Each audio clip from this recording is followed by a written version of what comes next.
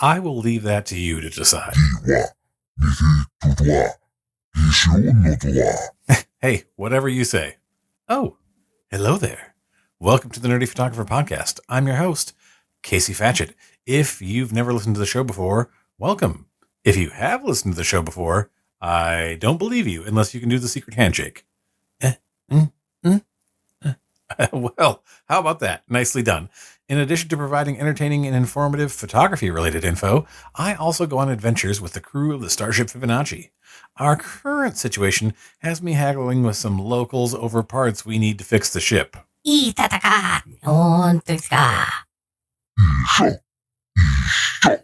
Well, I feel like that's settled then.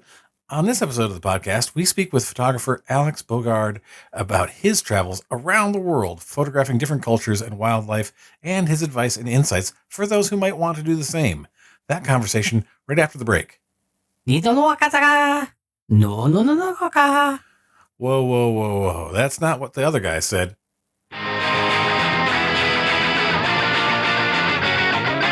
Hey there, nerds. The Nerdy Photographer has a brand new website, and with it, we've created a resources page where you can find all sorts of things to help you in your photographic journey, from contract templates to website hosting to web design services to printing. It's all in there. Be sure to go out and check out nerdyphotographer.com/resources. That's nerdyphotographer.com/resources. Hello, and welcome to the Nerdy Photographer Podcast. I'm your host, Casey Fatchett, and I'm here today with photographer Alex Bogaard. And Alex, thank you for being with us. Casey, thank you for having me. Appreciate being here. We're going to start off with the dice breaker, and it is a 13. Let me check the... What's the best thing that you've ever splurged on in your life? Oh, boy. Actually, I'm going to say my camera gear. Well, I mean, as photographers, but I think that we're always... That definitely would qualify as a splurge because it's actually quite expensive. And recently, as in 5-6 years ago, I switched all my gear from Canon to Sony.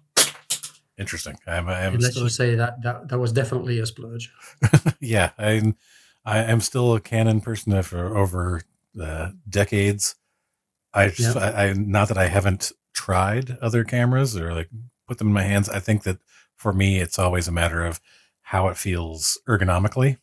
Yeah. And I've just never found any other camera that feels right in my hand that is in the same way for me. They do feel wonderful. There's no question. Yeah. So, Alex, for our listeners who are unfamiliar with you, can you give us a little bit of your background on your photographic journey and how you got involved in photography? Sure, I'd be happy to. So I grew up in Europe and spent basically all of my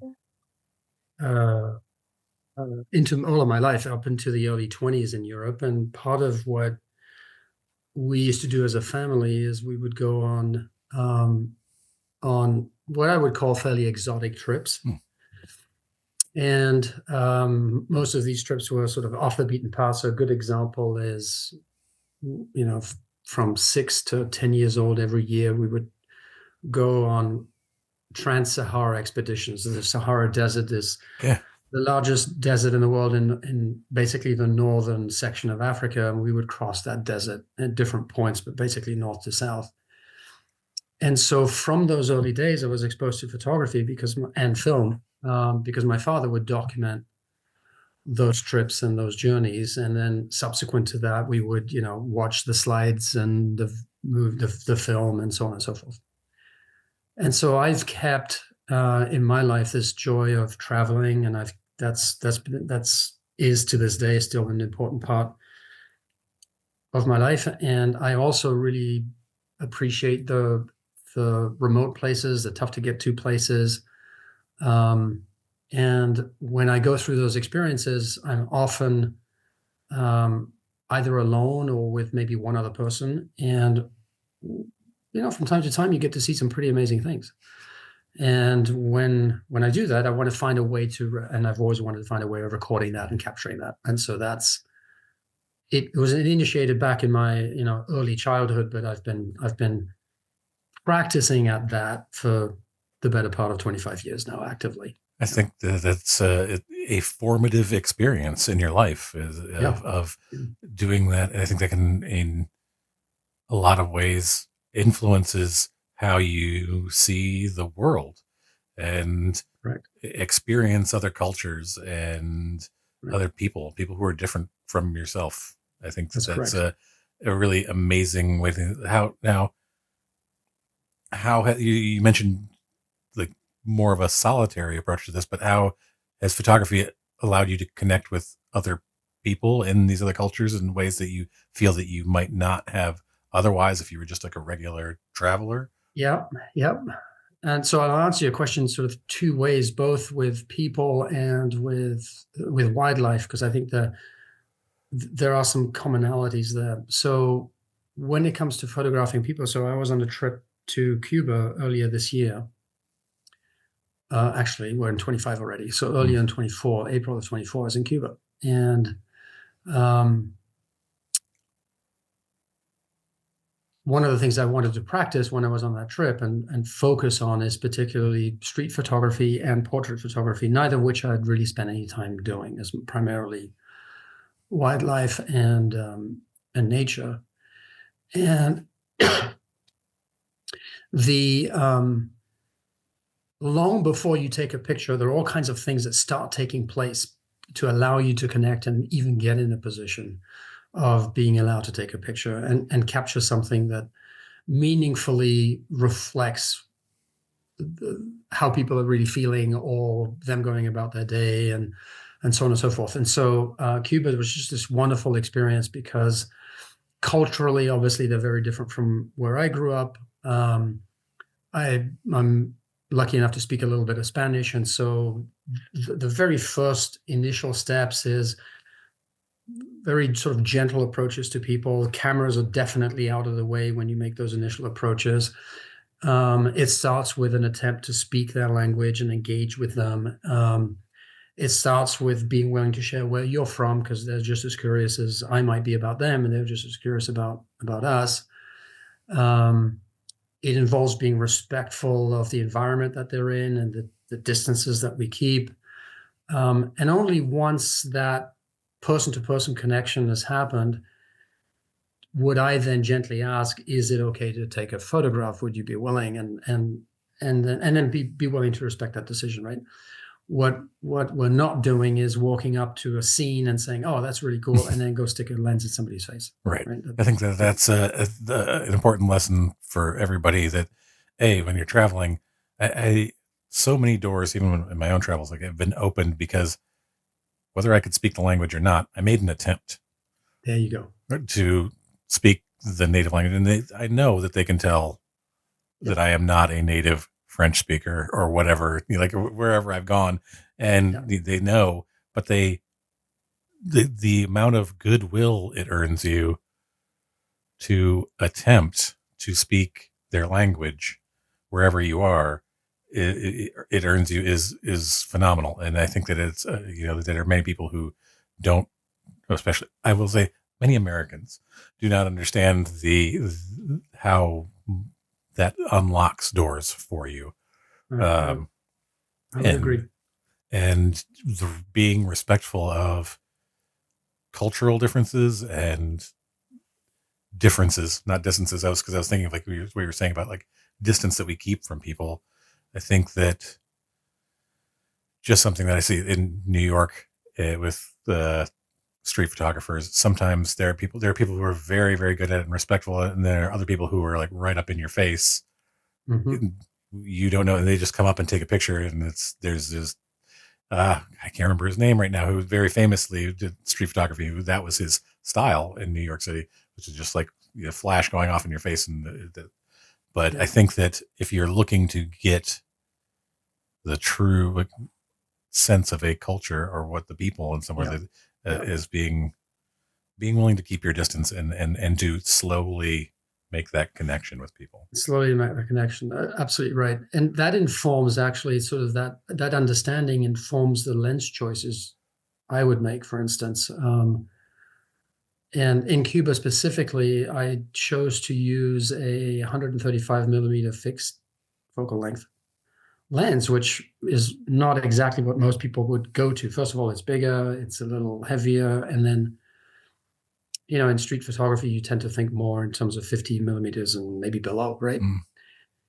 But what I found with that particular lens is it allowed me to be further away, and it changes the scene, it changes the comfort level versus being a foot and a half from somebody's face and a lens in there. So, between the two, I agree with you. Language is the portal to culture and understanding it, and the more you can make an attempt to connect there, the more likely you're going to have a good experience doing it.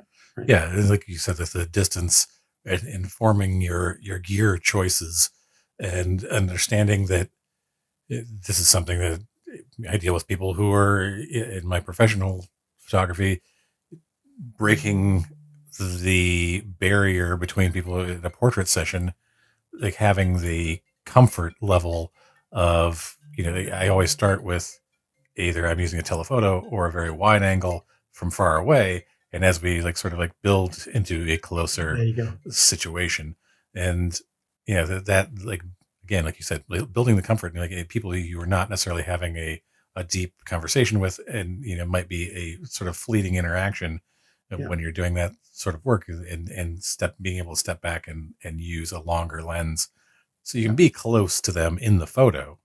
Correct. And they feel more relaxed. And in that way, you're getting them in their more natural environment. Correct. Yeah.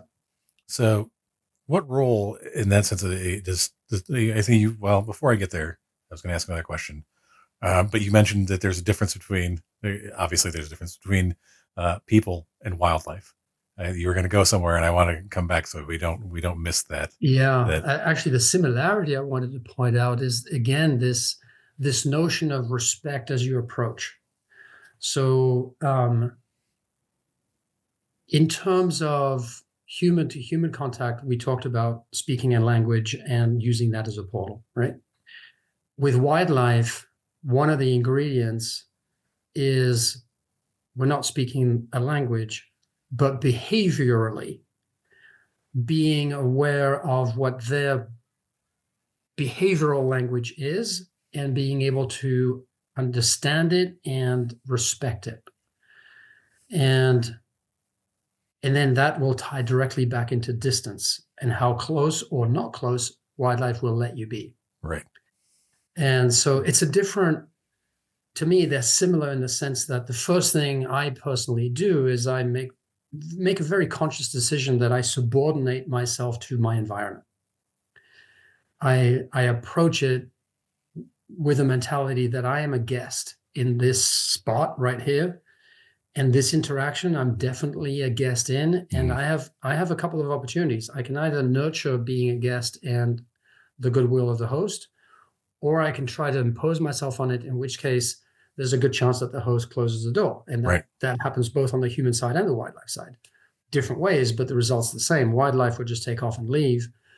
Humans will either tell you, no, I don't want you to take a picture, or will close the door, right? So there's actually a lot of, in my mind, sort of commonality between the two. So this first step of subordinating, respect, I'm a guest, and so there's a certain reverence that needs to be extended, and then we need to seek permission to be allowed to go to the next stage, if you will, and that's every bit as true with wildlife as well. Yeah, I think that I was just having this conversation with another photographer about you respecting the rules of wherever you are in not coming in and thinking that you know better than the host, the person who lives there. And yeah, when it comes to wildlife, it's very easy to startle animals, or just come off as a threat. And that's exactly right. And if you come off as a threat to an animal or to a person, they're not going to want to deal with you, and you're not going to get them in their natural environment. That's correct. And I would say with wildlife, there are consequences that can be really divergent. So, for example, I'm thinking of two types of shoots that I've done. One is with wild mustangs, and another one is with grizzly bears. Mm. In wild mustangs, if you don't follow the rules, which are their rules, then they'll simply leave and disappear. With grizzlies, if you don't follow the rules, they might leave, and you hope they leave, but they might do something completely different. Right. And the consequences of getting that wrong can be obviously quite dramatically different, right? Yeah. So again, with nature as a whole, whether it's wildlife or just nature, there are forces at play, whether it's weather, whether it's conditioning, whether it's health, whether it's just steepness of terrain, distance out in the backcountry. So if something does go wrong, can you get back? That kind of routine. Any number of things that can go wrong and really drastically change the outcome of that experience. And preparedness, and I think, is I like that. The place of as an observer, when you're a photographer, you're an observer and you're trying to record a story that's playing out. I like the notion of having first got to understand what the dynamic is, understand the language, find the point where you can get that respect and point of connection before you even get to start thinking about working. Right. Before you even bring the camera between the two of you. That's right. Like my wife and I were just talking about being prepared for luck, in the sense of like being ready for the moment. Yeah. The moment can present itself to you, and you can totally blow it by not being prepared for that moment. So in my limited experience in photographing wildlife, there are moments where I think about failures. I was trying to photograph a bald eagle who has a nest near where we live. And I've been trying to get some photos of this eagle, and I got some in a tree, whatever. I wanted to get some in-flight shots. Mm-hmm. And I had seen where the eagle had flown into a group of trees, was not coming out. And I'm like, okay, I'm trying to arrange myself. And I thought, oh, it's gone deeper into the woods because we were around a body of water. Like, it may have gone deeper and it might be coming out from a different location. So I'm going to adjust. And I came around and I looked up, and the eagle was 20 feet away from me in a tree. And I brought my lens up and I had it to my face. I was like, okay, I'm being very calm about this. And the eagle's like majestically spreading its wings. And I've got my camera there. I'm like, this is fantastic. This is the shot. And I'm pressing the button and nothing is happening. And I'm like, what's happened? What's going on? And I was taking photos. No, I had bumped the autofocus button on my lens with my arm. And so I was just like taking these out of focus photos of this like wonderful shot of this eagle, just like wings spread, taking off and going and flying away. And I'm like, this is what I mean by being prepared for the moment. Is like, you have to be, and also to be prepared to make the changes. Like and my brain just kept going, why is this not focusing? Why is this not focusing? But yeah, it's like being prepared for those moments and knowing how to react, whether it's a human being, whether it's, wildlife, and knowing how to handle that situation properly. So that you said the best outcome, because like with grizzly bears, I can only, it's just it can go dramatically wrong, probably very quickly. It can. Yep. So what do you think, like, what role in those interactions? You're also thinking about the storytelling aspect of your photos. Like, how does that like come into play when you've made the connection between yourself and your subject, and then it gets into, okay, now I'm choosing what story to tell with my image. Yep. How do you then switch gears into that mode? Okay. So So I'll use the grizzlies as an example. I think we've all, at least I do, let me speak for me. Prior to my going, I had this idea that I would come back with a stereotypical grizzly shot, which is the animal, sort of shoulder deep in the water, the fish flying, catching the fish in midair, maybe some aggressive behavior in terms of hunting and that kind of thing. Sort of this really dramatic image that we've all seen, everywhere, photographed everywhere. And so first off, the location is about a stretch of 1.5 to 2 mile stretches of beach in Alaska. And I spent about 1.5 weeks on that stretch of beach. And one of the things I learned very quickly on is that behaviorally, the bears would start their day out in the flats, out in the water. And so the topography was such that the sand flats would go out, hundreds and hundreds of yards. And in the morning at low tide, you would have this film of water that might be, anywhere from 1/2 inch to 2 inches of water deep. And the bears would go clam out there. So this is before the salmon runs have quite made it to the rivers. And so they weren't in the rivers yet hunting and fishing for salmon. But nonetheless, they needed to find sustenance. And so the morning part, the first part of the day, they would be out clamming. And so first off, in terms of the story is playing itself out in front of you. You just have to be willing to not impose your own ideas on it and let whatever's happening in front of you do the telling. So an example is that in particular, there was one female bear, a sow, and a cub.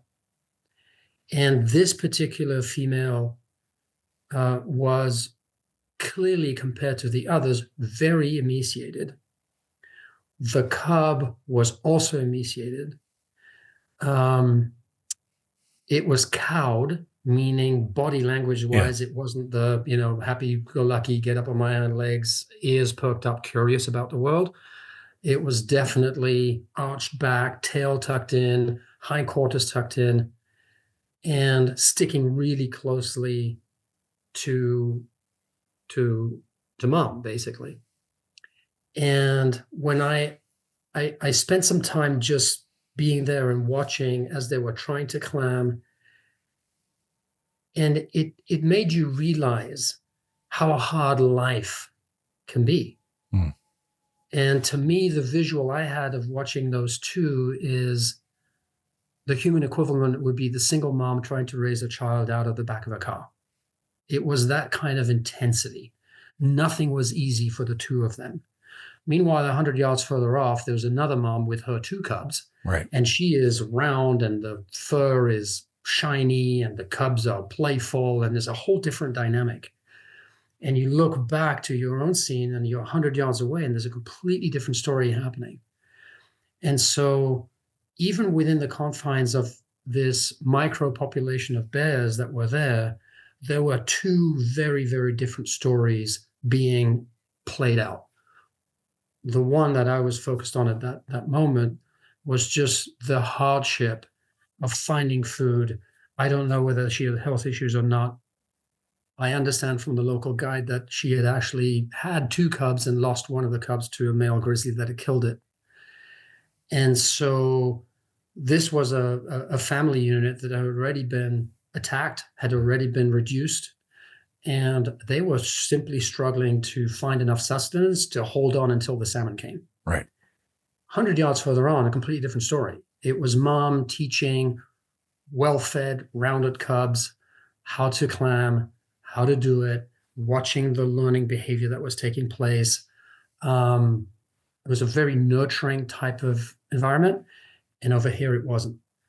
And when you sort of humanize that story and go say, this is not that different from us. We've got some families that have things that just work out and they haven't figured it out, and then we've got others for whom it's a lot harder. And to see that playing out in nature, I found fascinating. I didn't need to go look for the story. It was there. Right. right? the dichotomy between the two experiences. And I think that it's interesting you bring that. A, never knew that they went climbing.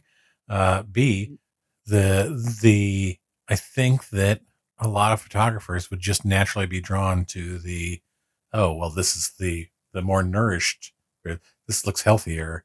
This is Yeah. like, this is what I want. I want to, like you had said, I'm expecting to go get my standard grizzly photos or my bear photos, and this is what I'm going to get. I'm going to get mom happily, like whatever, and they look at the bear that's, not doing so well, and kind of be like, well, nobody's going to be interested in that photo. I think that there's maybe an initial, and I says a lot about how we are as human beings too.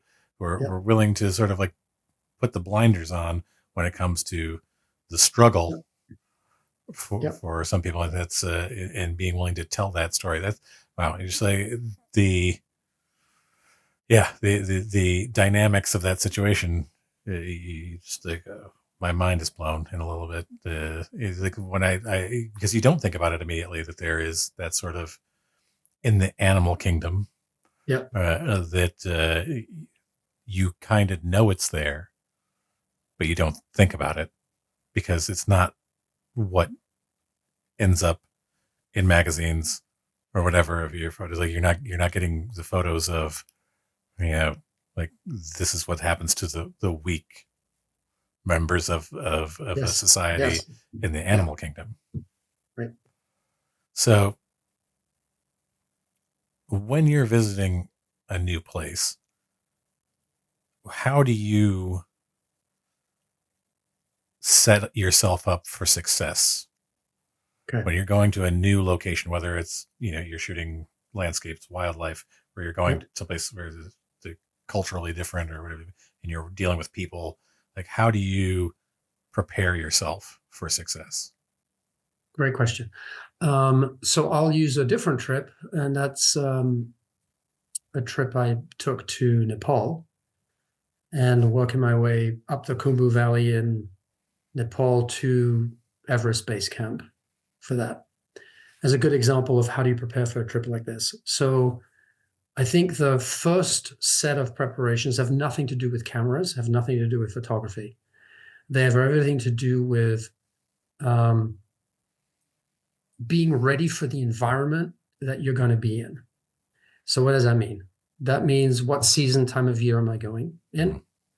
It means, what kind of physical geographic environment am I going to be in? So in this case, we're talking about potentially very cold, potentially very wet days. We're talking about high altitude. Lowest was 9,900 feet. The highest that I ended up going to was 22,000 feet. And so being physically prepared for that.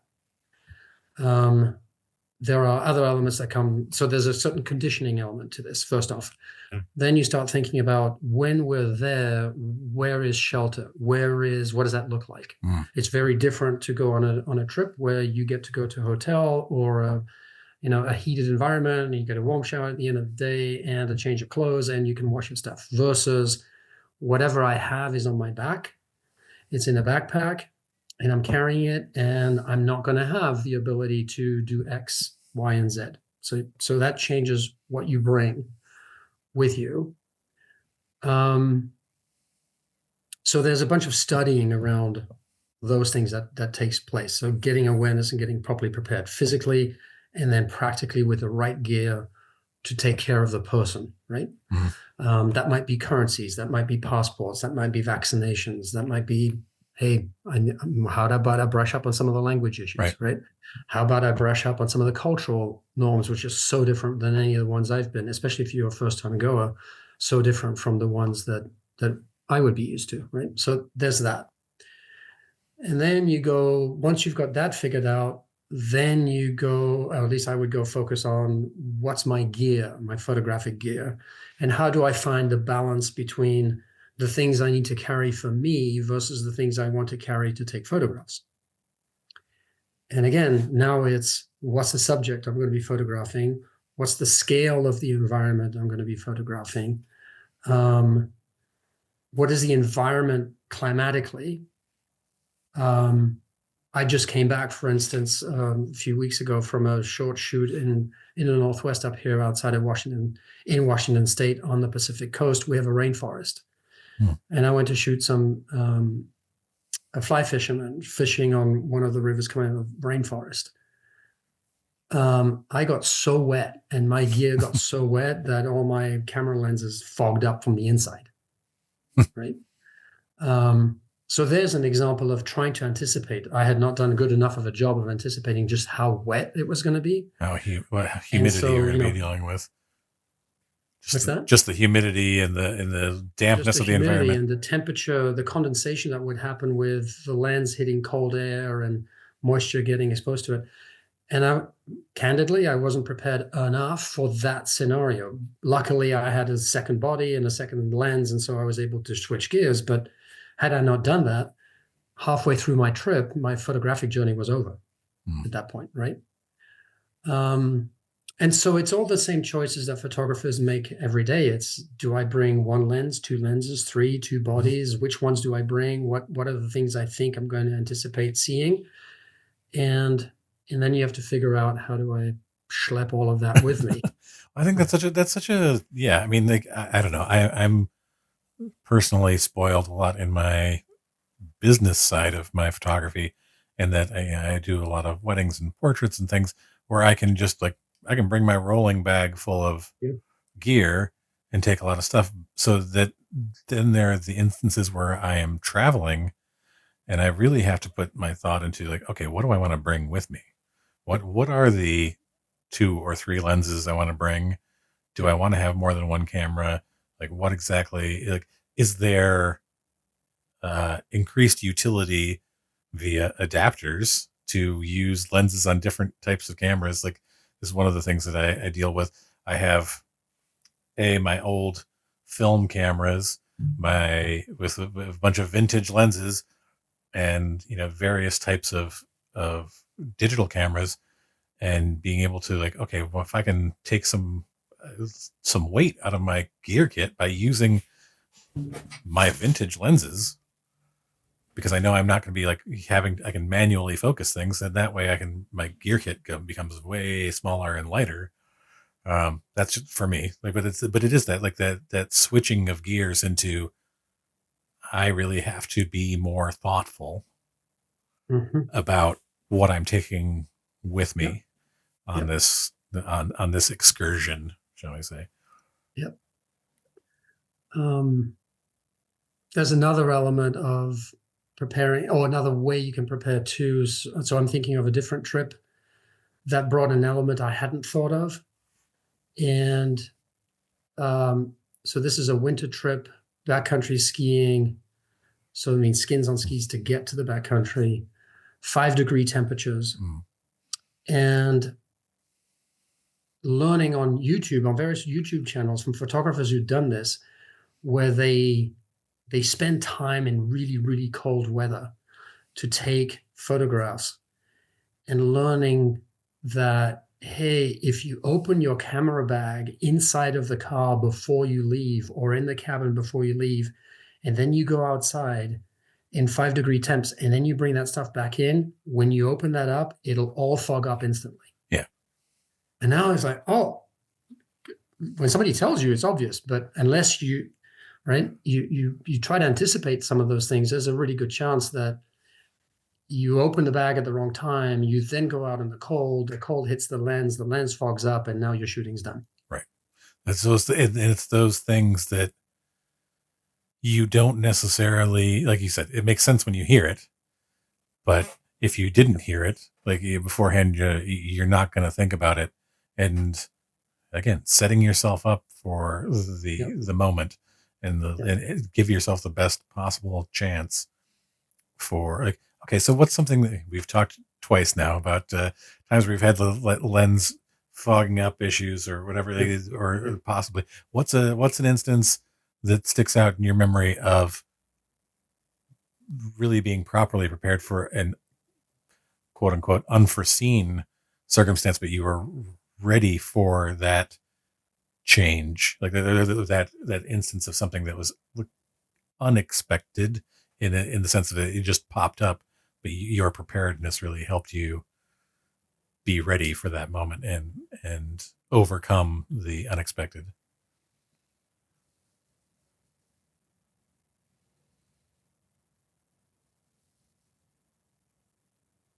I have to think on that because I've not had situations where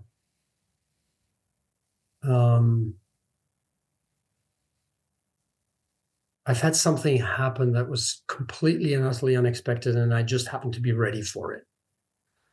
I have had instances of the opposite, and the opposite being kind of a one I should have anticipated is battery life. In the cold, especially. In the cold. And that I had underestimated. So finding myself, maybe 60% of the way through the day and actually looking forward to the latter part of the day when the light changes, and then finding out that the assumptions I had made about battery sustainability were completely wrong. Yeah, especially, I don't know when this was, but mirrorless, those batteries go a lot faster than with a DSLR. They do. And something as simple as thinking that I had the camera off and believing that I've switched the camera switch to off, and then dropping the camera in the bag, and in the process of dropping the camera in the bag, it turned back on. And now, and you combine that with cold, and you do that enough times, and all of a sudden, so now I go with, I don't know, 8 batteries with me just in case, right? Yeah. Which is completely overkill. But that day I wish I had, and that's the day where I didn't do that, and I came with 2, and I had 1 in each body, and by the time the day was over, I was long lost. So I lost arguably the opportunity at the prime part of the day to shoot, and I didn't get to shoot. So instead, how do you define success at that point? One of the things that I work hard to do is not to define success in terms of photographic output. I define success in terms of the experience. So that if the worst happens with the gear, I drop the camera gear in the river, I run out of batteries, whatever, right? The weather changes, it's just not a good shooting day, I'm not feeling it, that whatever it is, that the experience of being where I'm at is enough. And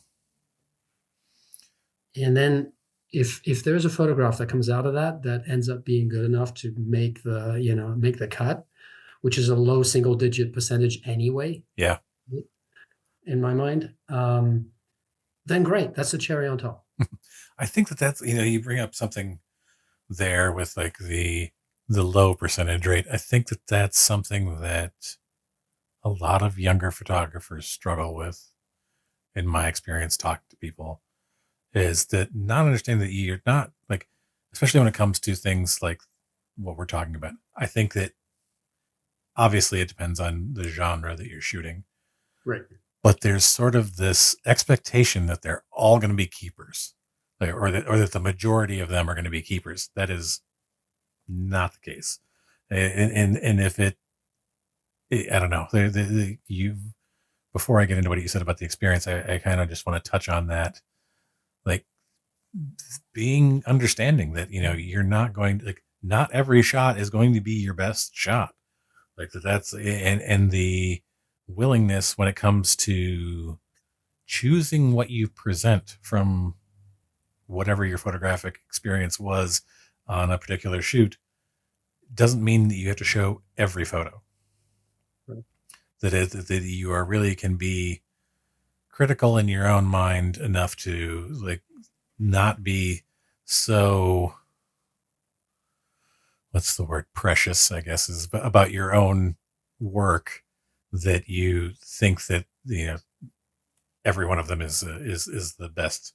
I suffered from that, I think, early on in my photography career, of being not being able to choose. I think that part of that is also like was a lack of confidence in some ways to think that I needed to keep all of them and not being a critical enough. I mean, critical enough. I think we're all overly critical of ourselves in some ways at times, but Hmm. I think that being the right type of critical of your work, where you're like, no, this is the better shot because according to me, I am the artist.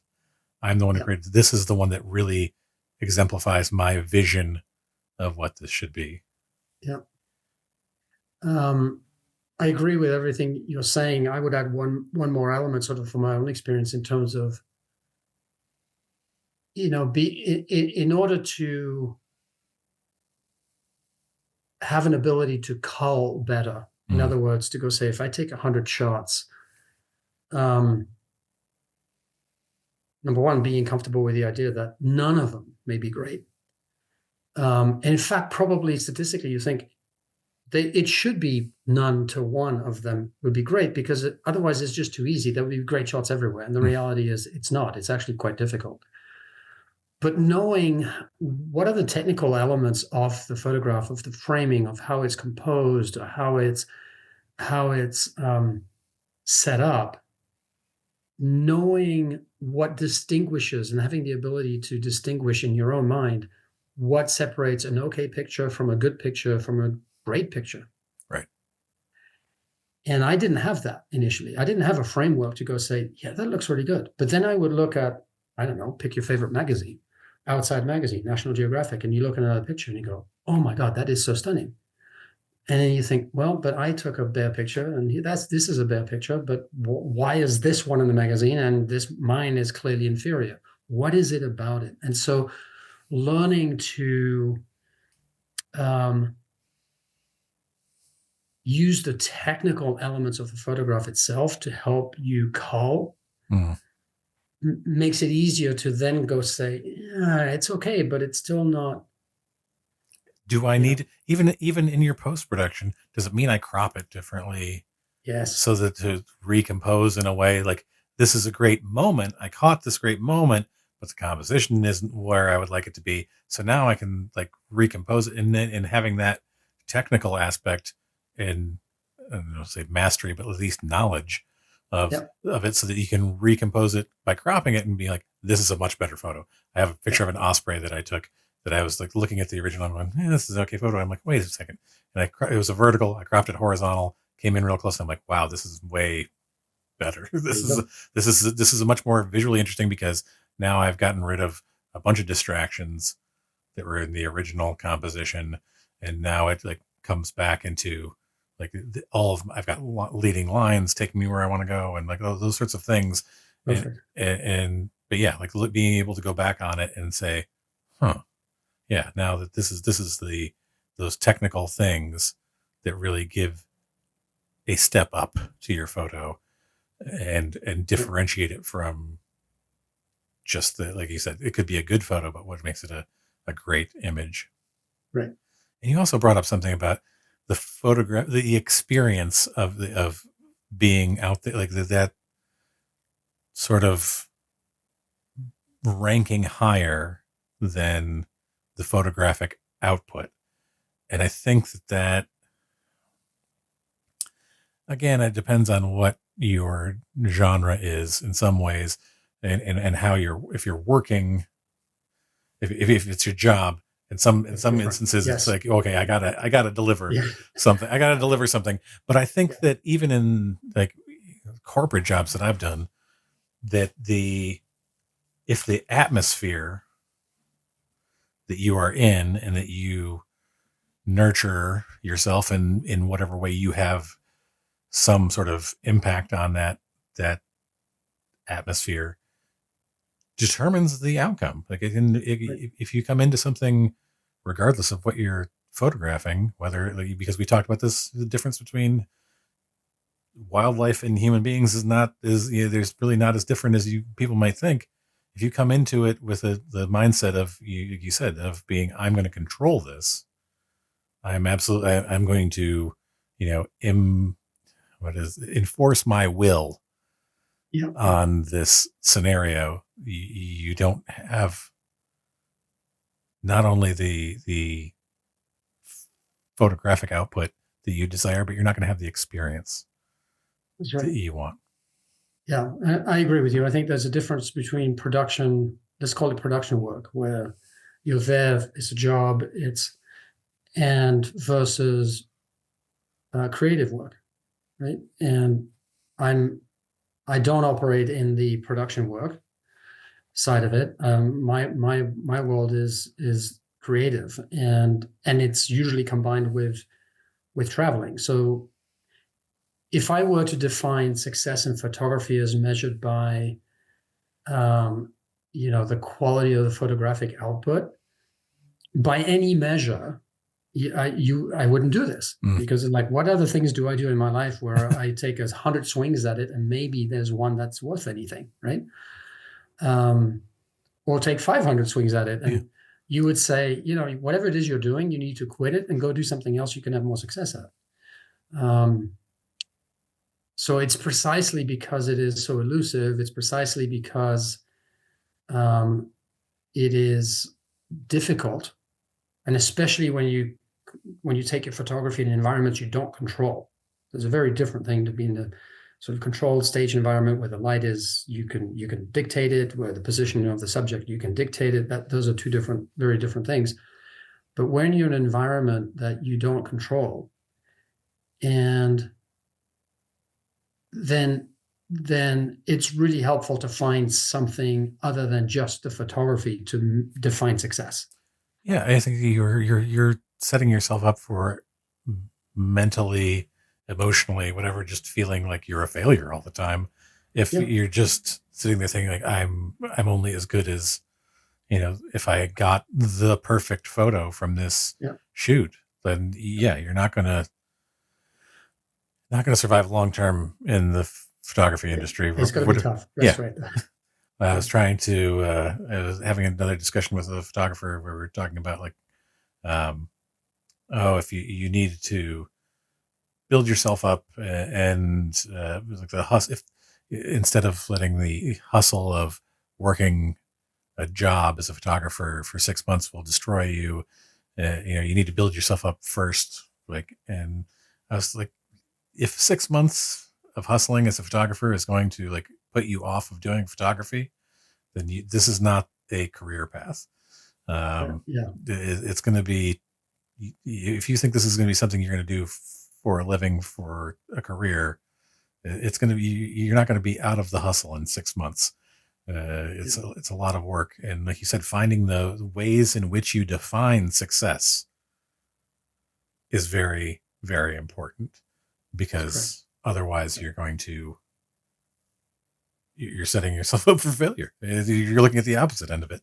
So, okay, now like on a totally different level, like what's your dream, like, shoots? Like, if you could choose anything to go and explore, or just curious. There are so many. I would love to do. God, there's so many things I'd like to do, but I'll mention, I don't know, 2 or 3. I would actually love to go back. I mentioned at the beginning of our conversation these Trans-Sahara expeditions, and I haven't been back there since I was 10 years old, and I'm now obviously much older than that. So I'd love to go back and revisit that, where this time I'm the one taking the photographs and not my dad. And go see that world again, because it's been a long, long time, and it's truly otherworldly. It's so different from anything so that would be one. I have not traveled throughout Asia yet, and that to me is potentially fascinating from a photographic standpoint as well. So I'm imagining a backpack. I'm imagining camera gear in it. I'm imagining being in the middle of scooter and motorcycle infested and clogged streets with bamboo scaffolding all over, and on buildings on the side, and electrical wires crisscrossing back and forth in ways that you would never see in our country, and the smells and the aromas and the noise, and capturing that. There are experiences in India I've never been to, but would love to spend some time in. Those are culturally very different places, obviously. From a wildlife perspective, have, again, never done this, but photographing whales in underwater, not from a boat, but from in the water would be something I would love to do as well. Yeah, there's something, I don't know, almost mystical about there is, that. and for me, I'd have to overcome. I don't have too many fears, but I do have one, and that's when I'm in the water and I'm trying to look through it and I can't quite see very far away, and I'm wondering what's lurking just that's behind my second biggest fear, is deep water. Deep water is my second. The fire is the first one, and then because my father was a fire investigator, but like that deep water, where you can't see the bottom, like it's just automatically like a whole body. But yeah, I understand what you're talking about with seeing the whales underwater. But overcoming that would be amazing. And then maybe one more just to, while we're dreaming.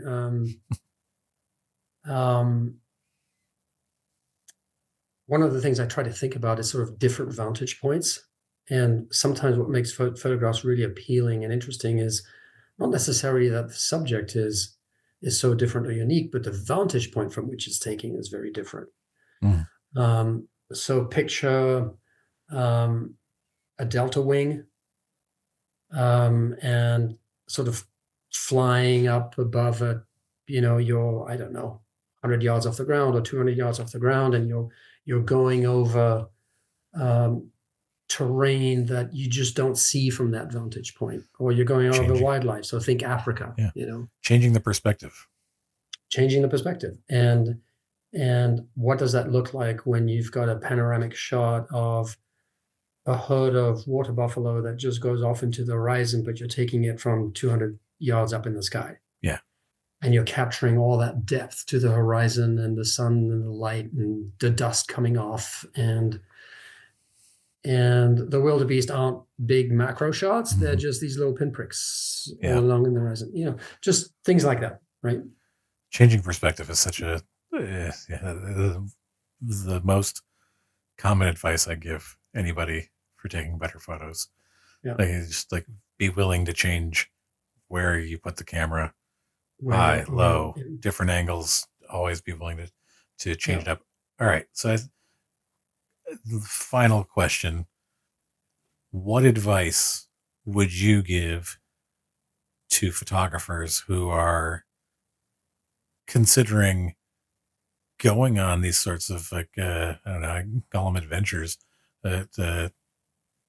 to new places and new cultures, or new, going out into the wilderness, or, going to a country that they've never been to photograph? Yeah. So I think the very first thing I would say is go do it. Because, and I think the importance probably today, I would argue it's always been important, but when we look, I don't want to go to the political track, but nonetheless, if we look at ourselves as a society and go, are we more understanding today than we were a year ago or 5 years ago of other cultures? Yes or no? Are we more tolerant today of variances or differences between one another? Yes or no?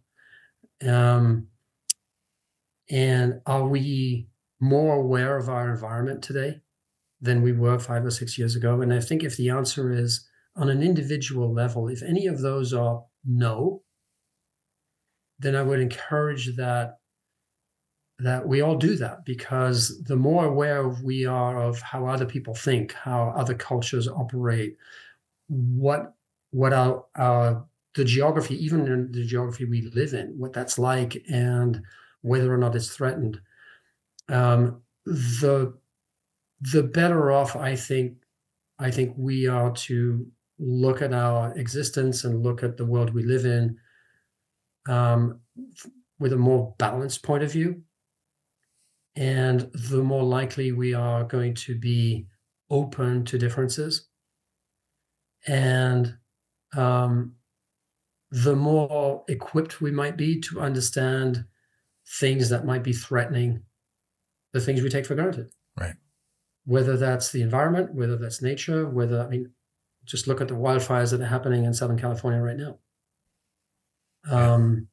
So being out there and exposed to that is kind of the first step to be able to bring some of that information back to those of us who don't have the ability to go out there. Right. And bring your experience and understanding to other people. Yeah. So I would say the first advice I would say is just go do it. The worst of your fears probably is never going to happen. So allow yourself, be willing to expose yourself to that. The second thing I would say is then don't let things like, but I don't have the gear, or the gear is too expensive. The camera doesn't make the photograph. Never will, never has, never will.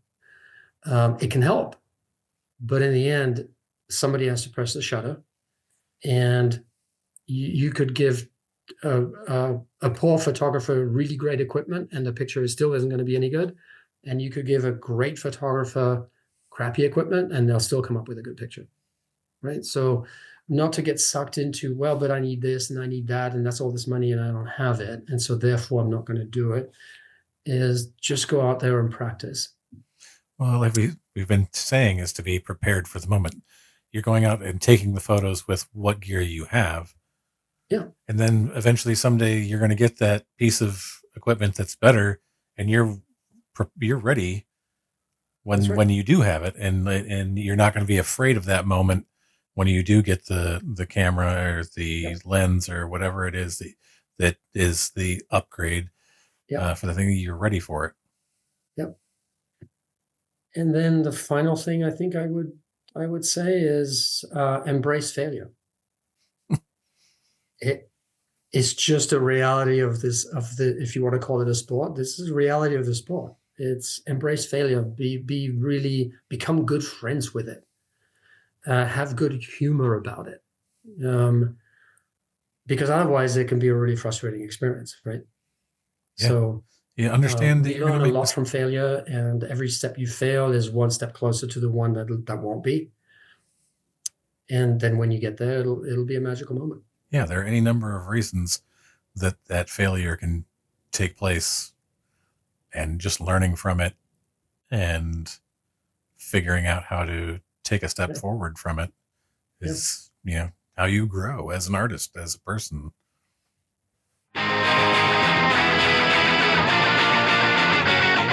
There's now members only content on the Nerdy Photographer YouTube channel. That's right. Head over to youtube.com/@KCFatchett or click on the link in the episode notes. Go over, get a membership, and you will get access to special behind the scenes videos, members only shorts, both the funny kind and, the learning kind, exclusive instructional content, and even members only Q&A sessions where your questions take center stage. That's right. You can ask all of your questions about photography.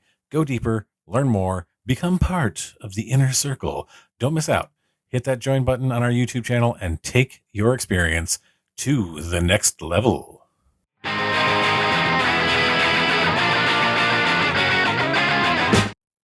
Hey. And now for my favorite part of the show. What's that say? Useless information. This is always death. Alex, are you aware that it is impossible to whistle in space? Not because of the vacuum, but even if you're in your suit or in the space station or whatever, you cannot whistle because you can't get the air pressure. So that's a little knowledge for you. Well, thank you for that little bit of knowledge. I didn't know that before. If you ever find yourself in space and you're trying to get somebody's attention, just know that you cannot whistle. Taking photographs in space and I want to whistle. I won't be able to do it. Okay, good. Alex, thank you so much for being on the show. Where can people find you to see your work or follow along with you where you go next? You can find me on Instagram at Alex Bogaard. You can find me on my website at alexbogaard.com. And if you happen to be in Washington State in the northwest corner, I have a little gallery in a little town called Cle Elum, Washington. I'm going to put those links in the episode notes for the show. So if people want to click on the episode notes and they can go right to those links and check out your work, I highly recommend it. Alex, again, thank you so much for coming on. Thanks for having me, Casey.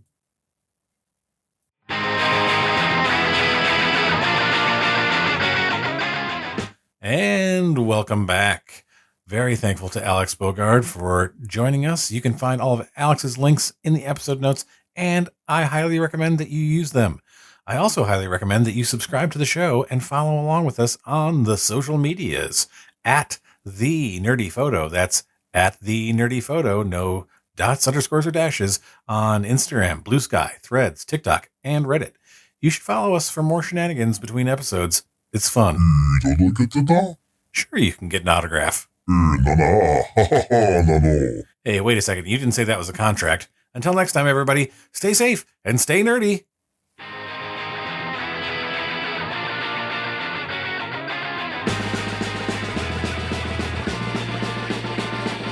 Who's that coming back to town? You better start listening. Who's your heart been beating about? You better listen.